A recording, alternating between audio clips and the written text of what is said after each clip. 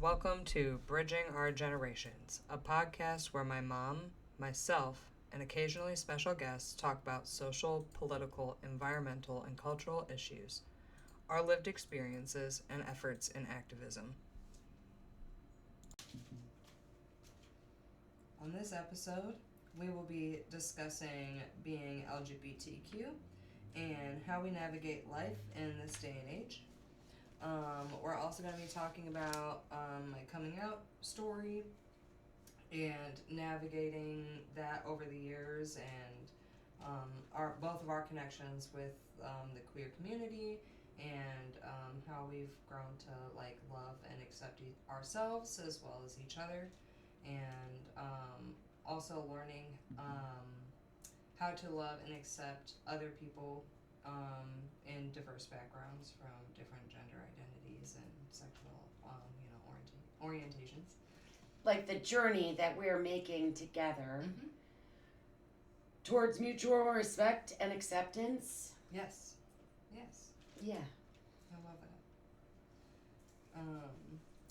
We're gonna start with talking about my coming out journey and when I came out, which was in elementary school. Well, actually, it was in middle school. I actually had a sit-down discussion with you guys when I was in middle school. But I started realizing that I wasn't straight when I was in elementary school, like in first grade.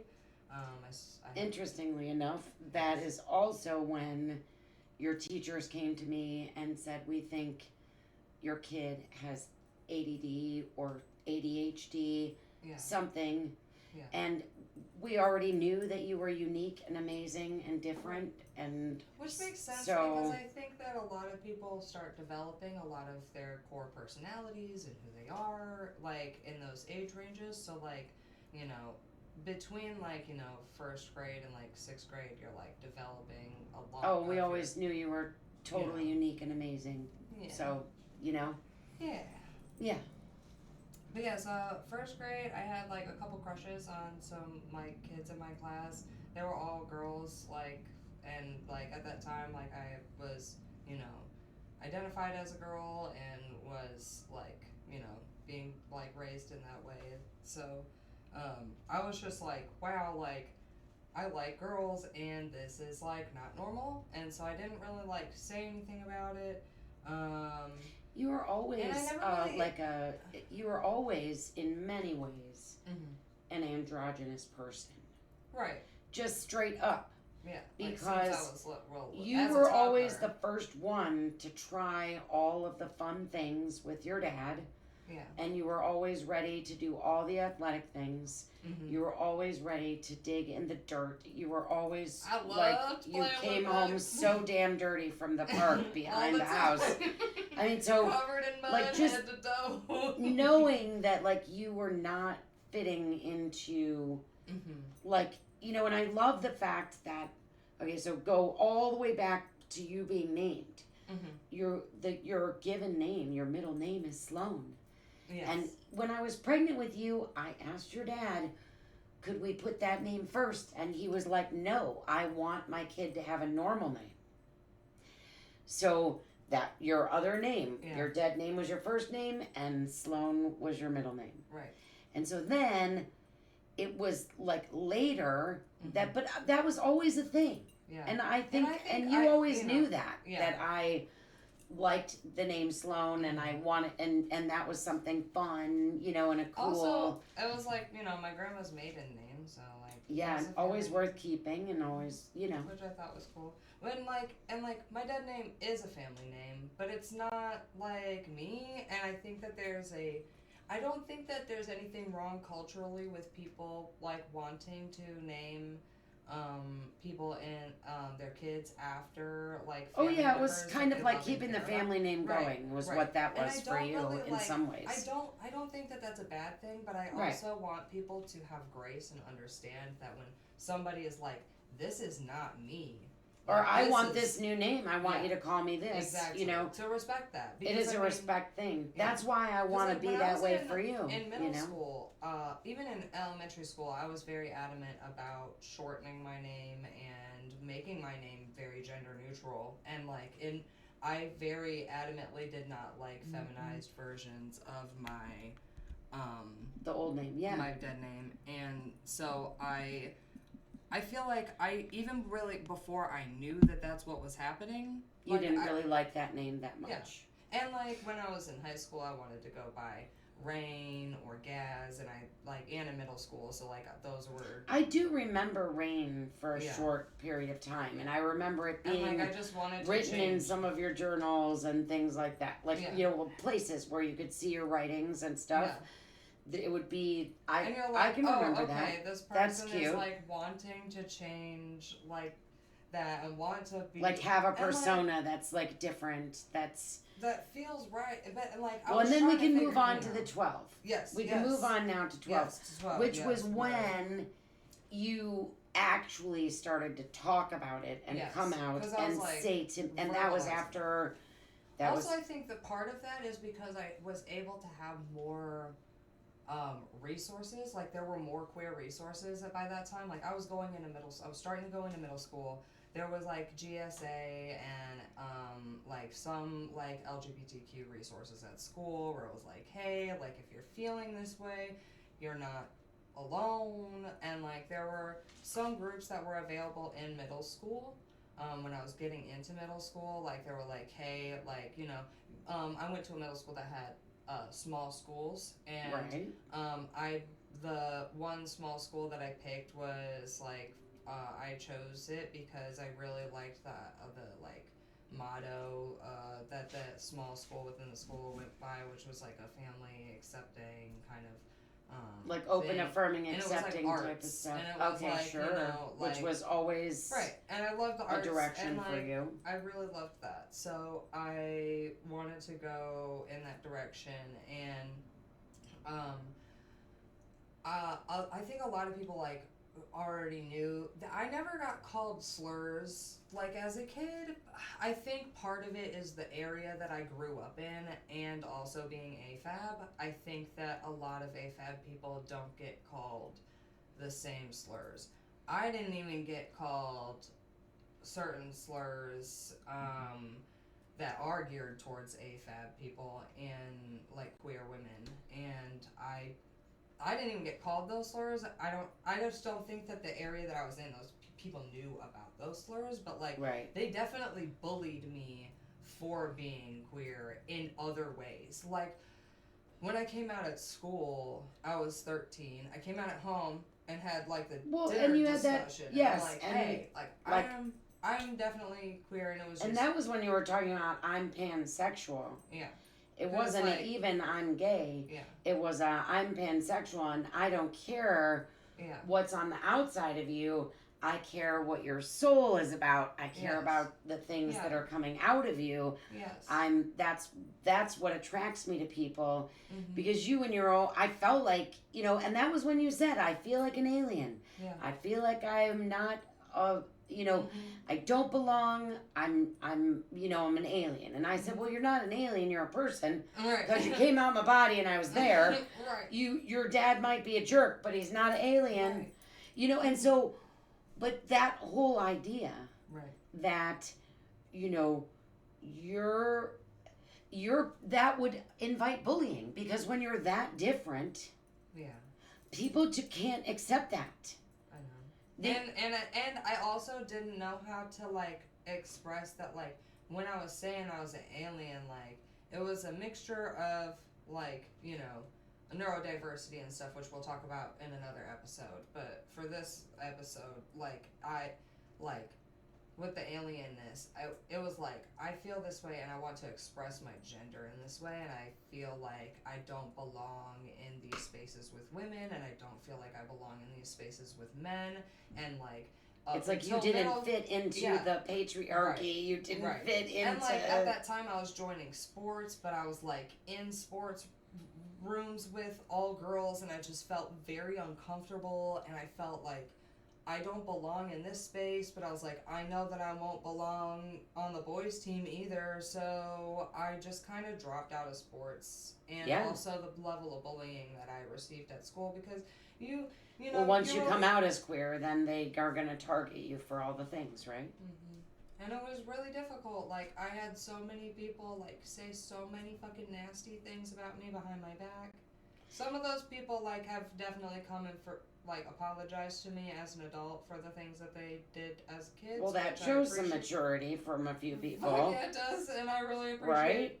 the people who I mean, have the reached other out. people, you have to find a way to let that stuff go down the river, you know, because, you know, I know that they were kids and they were hurting and they were uneducated, and we were living in a culture where bullying queer people was so normalized that it's literally in every piece of media.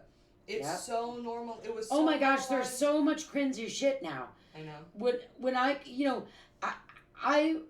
I see my journey of like accepting you in like terms of how different things were when I was a teenager, when I was a young adult, when you were little, when you were a teenager, as opposed to, you know, like now. Right. And we've made a lot of progress, and it's really awesome. No, I know. You know, but it's like, it's also a lot of therapy that you're just going to have to go through to deal. One movie that I remember that we watched a lot when I was growing up was the Ace Ventura Pet Detective movie. Oh my gosh. And it's so transphobic and fucked up. Super and, like, cringy. It was so crazy how, like, back then, like, I resonated with that movie in a really weird way, and other movies, like, and other, like, very queer villains and stuff in movies and just media, but, like, that movie I would watch over and over and over again. I'm not even trans femme, but there was something there that I got, and I was just like, I feel so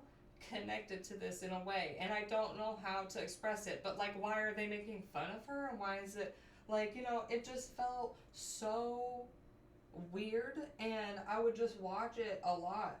And there was, like, a couple other movies and that I would watch too, like, so it's then you have to deconstruct that later. Movies. It's like, that's what we're doing now is... And then you're like, oh, like, dang, like that movie was actually really fucked up. But, like, that was the queer representation that we had then. And we still don't even have, like, super great queer representation. No. It's definitely getting a lot better because queer people are being able to direct and make their own things. And we're able to... Right, and now we know we're starting to see people talk about other cultures and show us that indeed, even though you feel like you have felt like so much like an alien because of our particular culture, you can look at other cultures where there's 6 or 7 genders and they venerate those people. Right. And those people are special. Right. They have more. Two-spirited people have more. And like, I will say, you know, like so... Like, from like, you know, indigenous two-spirit people and, like, their expression of gender, which I will want to specify is not trans and that is separate. It's not, like... But what I'm just trying to say... But it is, like, its own experience of gender and how people who experience that, like, do is valid and should be expressed and accepted. And that it should be accepted and okay, right? As people who experience literally no gender at all, like me sometimes, we're very early on, like, I realized that my gender is very fluid and but I did not have a comfortability like sometimes androgynous, sometimes a bit femme, sometimes a bit masc, right? But evolving, changing, right? You know, and like I was saying, some people may never ever experience that. Yeah, and they're always. But then other people like you will be constantly, you know, morphing, you know, throughout your life. And it's very hard to explain that to people because, like, I definitely will say that I have gone back and looked through a lot of my life and seen periods of time where I was hyper feminine and then shifted to more very masculine or very androgynous, like, presentations. Sure. Throughout, like, high school. Well, and some of it was like cosplay. Some of like, it I mean, like, is. literally, I'm going to try the new thing. And, like, when you were in high school, right. If we can move to high school. Yes. Like, so when you were in high school and you had started having all of these awesome queer friends, you know, and then I was in Windsong, Cleveland's Feminist Chorus, which is open, affirming, and accepting, and we have trans members, and we have like all the members, and like and cis members. I just straight and lesbian. Right. I just feel super thankful that like and that you got to grow up in a house with a person like me. Seriously, that's I'm just so open, affirming, lucky. And accepting, and that I have a lot of weirdo queer friends. Right, and and your dad, even though he was the way he was, and we, you know, he did cosplay stuff at our house. He would have game night at our house. I do remember with that. all kinds of crazy characters showing up and everything. Yes. So, thankfully, you grew up in a place where counterculture was, at least to a degree, always accepted. And then once I was divorced and you just had me, then in through high school and everything, you could see that you were experiencing all those interesting things and having really interesting and crazy friends and experiences. And you knew I wasn't going to be down on you about that. Right. You know, because I always have felt that, had, like, the precise you know, language, like, in the ways that I do now to describe my experiences, like, even if I had that, I know that you would have been, like, fully... Like, I mean, it's okay. You know, my other siblings, they are not straight, and they came out in their own ways. And Marilyn was, like, totally into going mask and did not want to go through puberty. I really think that... Right, but I think that for Marilyn it was a manifestation. She expressed it very differently. Yeah. Because I had that, but for me, it was very internalized, and I felt very shamed for it. Because I felt like... Well, I guess in a way you almost shamed yourself. Right? Yeah. Yeah, but because I felt like other because you would have got had acceptance from some folks, at least. Exactly. And I know that I would have had acceptance from you, but like on the outside, I felt like everyone had this perception of me as this girl who like presented in this way and had to be this way, and like, you know, I have to be able to want to have kids because I'm good with kids, and I have to want to be able to do that. I never wanted that, and there were so many times where I tried to express it, but never. Well, I think we knew by the time you graduated from high school that you weren't going to have kids. Yeah. I mean, for real. Because when I first came out when I was 12, I was like, I don't think I want them. I don't think I could do that. And like, if I did, it would maybe be one. I can remember you saying. I don't think I want to. It would have to be just the right person. I would have to. And you were already having body problems. You had body problems with the uterus, problems. With the breasts, with the. It was not. I was having. And dysmorphia. Not dysmorphia. So physical issues. I wasn't having dysmorphia because I never saw myself different. I had dysphoria. Dysphoria. Yeah. Okay. So, no, it's not that you saw something that wasn't there. Yeah. You just didn't like what you saw at all, and it made you feel wrong. Yeah. So, but and also dysphoria. The sensations. I was having not only like visual dysphoria. Well, you would be down for the count 2 days a month. Yeah. Without being able to function. Yeah. So how is that like on top to me? You know, the whole journey of finally going to saying, take out my uterus, I need to get rid of that. Yeah. You know, because I can't stand it. It's harming me. I'm suffering. Which is crazy because I'm going to tell you, I literally started talking to my doctors about wanting a hysterectomy when I was 13. So, like, you know, it was always a thing in your mind. Yeah. Even if you didn't express it to other folks. Yeah. But I lived there. You know, it's really great that you might want to have kids someday. Up Right. until I was literally 25, and then my surgeon, I started going to the Pride Clinic. I got hooked up. Since, you know, I graduated and realized I am trans, I started meeting people in the community, started making friends, started trying really hard to, like... immerse yourself in the queer community. Because... But also with activism, because you're always into activism. You're always into Minnewaconee, water is life. Like, even if you weren't advocating for like the queer community necessarily are always advocating for the earth and for like we have to save our planet and save indigenous folks and like trying to find your own roots, like where you have a 16th of Native American in you, so it's like let me find and let me protect the earth, but and then your own journey of queerness. I feel like now this is a parent looking from the outside, right? Okay, right. So and I always knew you were different, and I knew you were queer from high school, and you were pansexual and the things, and when you met Charlie and were into Charlie, I was thinking that makes sense because he's sort of androgynous looking, and he's like sort of, questionable, and then like you guys would walk down the street away from me, and I would be like, oh. Who's that? You can't tell who's who. You can't tell. They look kind of the same, And then okay. So I really need to get this in to this podcast because two things.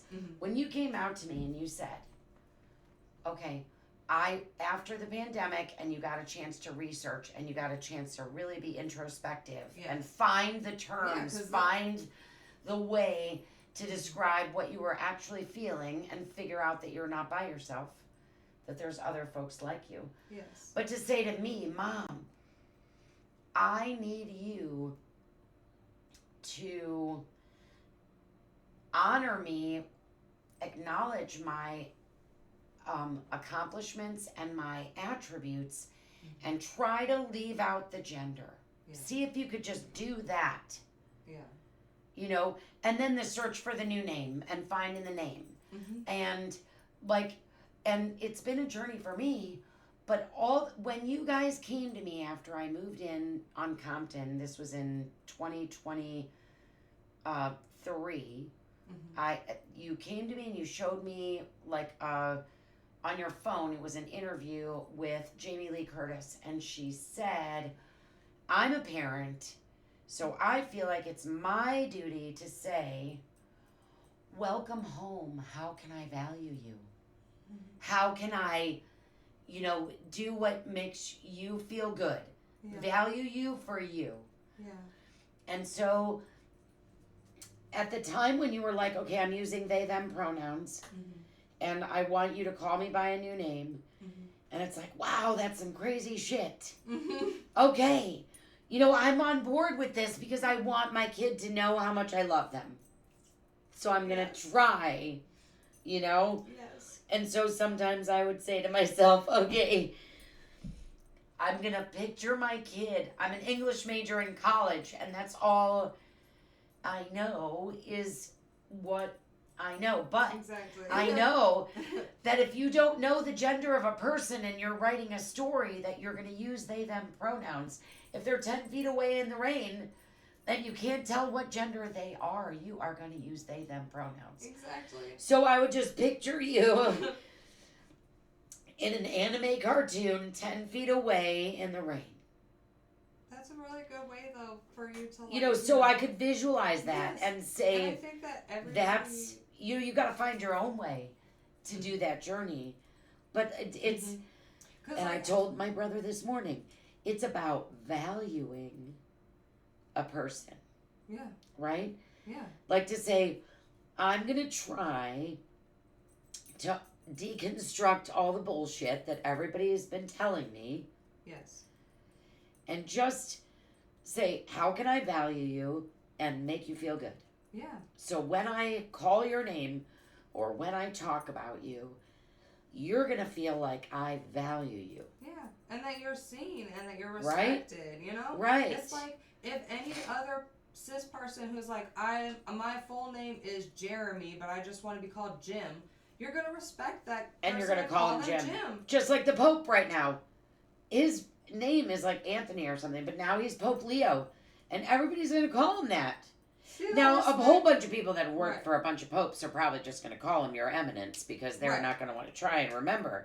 Yes. But that's like the right. At least they're using a term of respect. Yes. So like you could And it's like trying to figure out how it works for you to make sense to you, even if you don't get the gender, because you don't have to understand. No, it's like how does a woman know what it feels like to be a man, or a man knows what it feels like to be a woman? They you don't.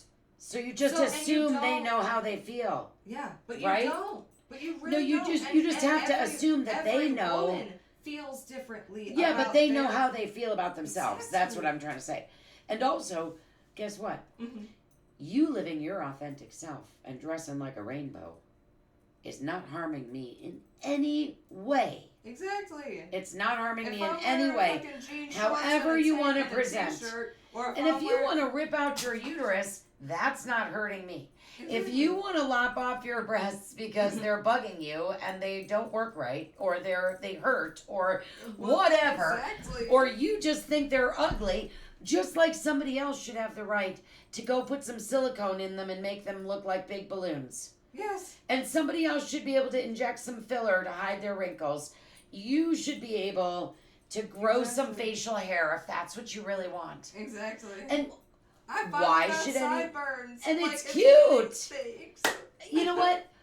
Just seeing you be happy for yourself is a beautiful thing. Isn't it? See, that's why. And I think that's so what we as parents really want. Yes. Ultimately, is for our children to be happy. And that's what we want as kids, is for our parents to love to just us say and it's okay, want us like to be happy as ourselves, and also show up and be there. Like, you were there for me at my surgeries, like all my surgeries. You came to them. You've been supportive of me, and like tried as much as you can to get me resources that I need, and like, you know. It means a lot to have a parent that loves you, and like, where even though the bar is on the floor, I'm yes. still reaching for the sky. Exactly. No, but like, yes. And every day is like a learning. You know what I mean? It's a journey. It's a journey. Like, the fact that like you care to want to learn is like the biggest thing. Like I know I've had people say some horrible fucking shit to me in the past like 5 years, and I've just been like really trying to take it in stride. I do think that part of it is because there's this permission to act like an asshole in this country right now. Absolutely. And so, I mean, I think moving forward, like, well, I am so glad I'm in Windsong. Me too. I'm so glad that I also joined the North Coast Men's Chorus. I'm glad that you joined them too, because they're accepting non-binary and queer folks, and you could be a 10 or 1 in there.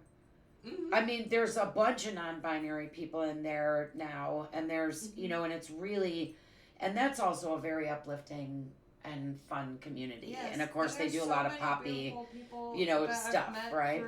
Through like them, and like I don't know, I just think that like connecting with community, and that's what we have to do now.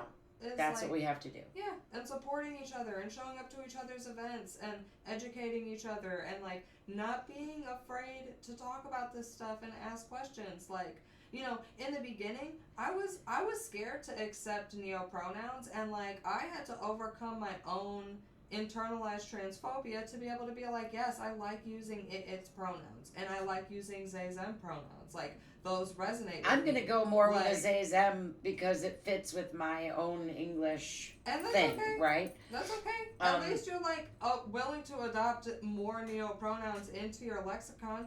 And it's all language is all made up. Exactly. It's all made up. Exactly. Just like Alok Vaid Menon says, and I love following them. Yes, I love following them. They have helped me so much. Yes. I mean, like as far as like advice that I'm gonna like just say to because we should probably get to wrapping up this thing. Yeah. I think we covered a lot of things. We did. I love you so much, Junie. Junebug. I love you. Because, and the whole thing, when you were telling me recently, I wanted to bring this up when you were telling me recently that you were feeling like, did I even pick the right name?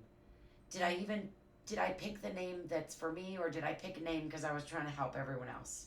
Yeah. or make everyone else feel good. Yeah. Because Is that the name that I want? Yeah. And so it's okay that we're not changing it legally to that, because you're evolving as a person. Yes. But I'm not turning my leg black for you. No, it's fine. You're fine. No. Well, but Yes. what I'll do is, when you choose the new name, we'll just add it to the collection of your names. And also, I like that. Like it is a journey, the whole damn thing. And it's not like I don't like Juniper as the chosen name that I chose, like, for the time that I did. It's not that... It fit me for its purpose, as what my therapist said. Right, you're on a journey, you're evolving. Exactly.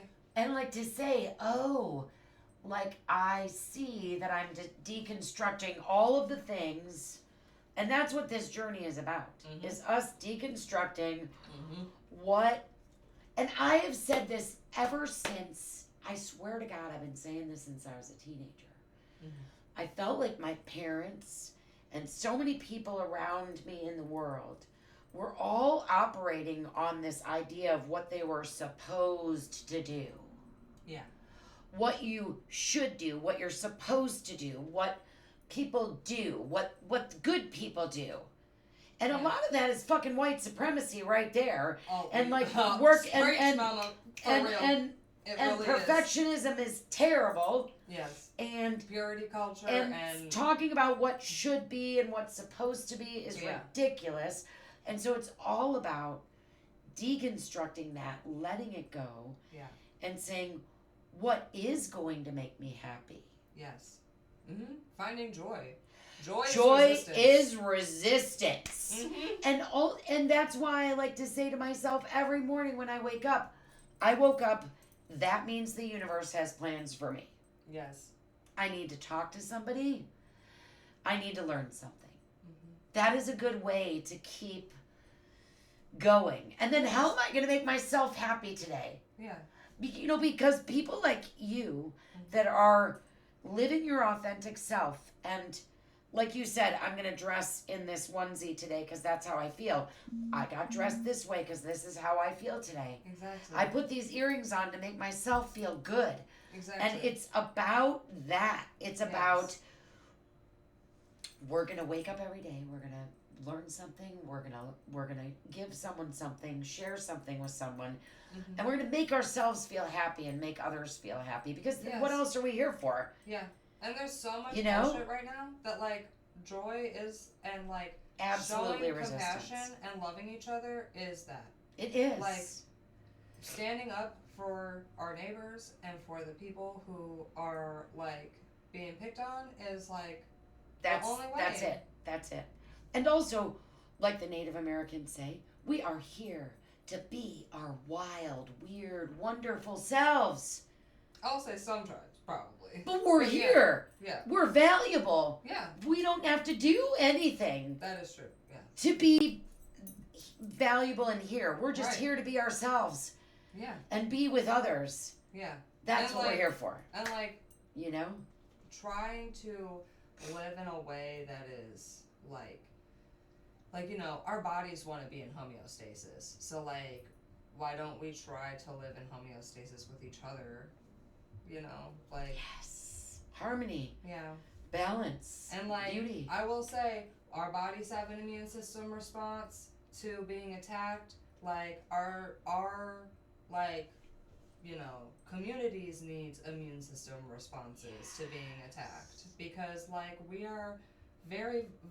we're strong and vulnerable.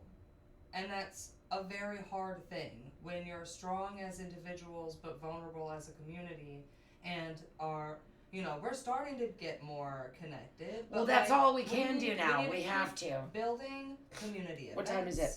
Like, we have to wrap it up. But yeah, building community events, learning to accept each other, and, like, cultivating joy. Being able to also know that, like, some blood relatives are not, like, good for you, but some blood relatives aren't, and, like, giving...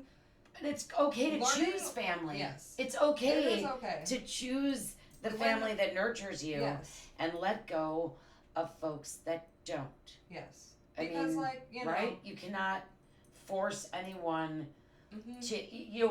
Like what I like to say is, since you can't force anyone to do anything, if they're doing things to hurt you, you can walk away. Yeah. You and can like, leave, that was something and then that I had to learn, to be able to grow as together in our relationship. I had to learn how to set boundaries for myself over the years with my transition and being able to be like, this is how many times I can take getting misgendered in this space before I gotta leave this space. This is how many times I can handle this before I gotta put my foot down and say, hey, if you can't get it together, I can't be in this space because you're not seeing me, you're not validating me, and you're talking to somebody that doesn't exist. So like, either talk to me or don't interact with me, And so I think that like over the years, like being able to have boundaries is like a good thing. And that's the thing you're building and learning how to do. Yeah. We are literally being conditioned to not have boundaries. Yeah. We are conditioned to give it up.